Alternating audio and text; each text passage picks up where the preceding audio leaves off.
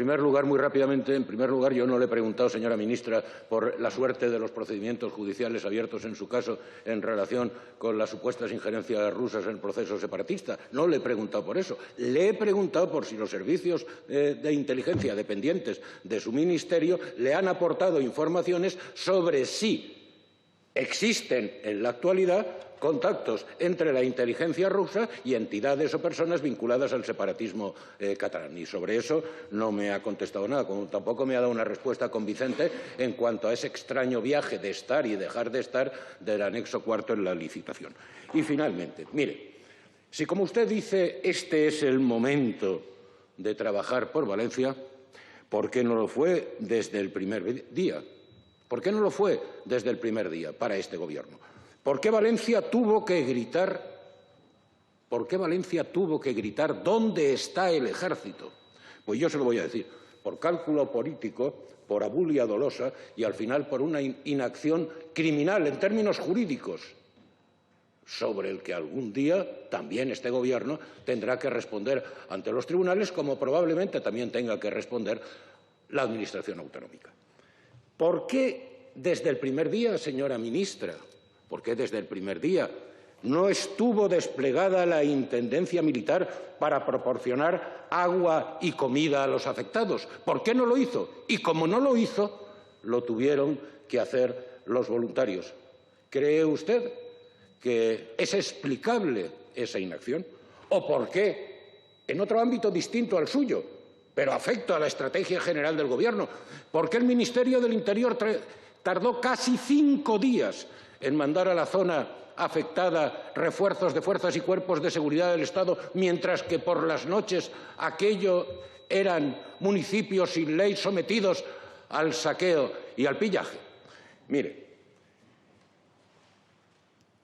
dijo usted algo que le perseguirá siempre y que retrata la actitud del Gobierno en este asunto y que retrata la inacción inicial a la que ustedes sometieron a unas Fuerzas Armadas que estaban deseosísimas de desplegarse desde el primer instante para ayudar a España y a los españoles. Dijo usted, es que el ejército no está para todo. Y dice el señor portavoz del Grupo Socialista, ¿qué hubiera sido si no hubiera existido la UME? Pues mire, señor portavoz del Grupo Socialista, no existía la UME. Señora ministra de Defensa, el ejército sí estaba para todo. Gobierno socialista de 1983, de Felipe González, inundaciones en Bilbao. En las 72 primeras horas se desplegaron 10.000 efectivos de las Fuerzas Armadas y un ingente material de auxilio en la zona afectada. Y además, señorías, en una situación política que se vivía en el País Vasco por razones de todos conocidos, soberanamente difícil. No estaba la UME, pero estaba el ejército. Y había un Gobierno con voluntad de cumplir con su deber. Señora ministra, porque el ejército sí está para todo cuando se trata de auxiliar. Y me habla usted de legislación. Le puedo hablar yo del artículo 8 de la Constitución y de su desarrollo en el artículo 15 de la Ley de Defensa Nacional, en donde se establecen las misiones de las Fuerzas Armadas. Entre ellas, la preservación de la seguridad y bienestar de los ciudadanos en los supuestos de grave riesgo, catástrofe, calamidad u otras necesidades públicas. ¿Que no era este el caso? Me habla usted de legislación. Le puedo citar la Ley de Seguridad Nacional, que define la seguridad nacional como la acción del Estado dirigida a proteger la libertad, los derechos y bienestar de los ciudadanos bajo la dirección del presidente del Gobierno y la responsabilidad del Ejecutivo Central.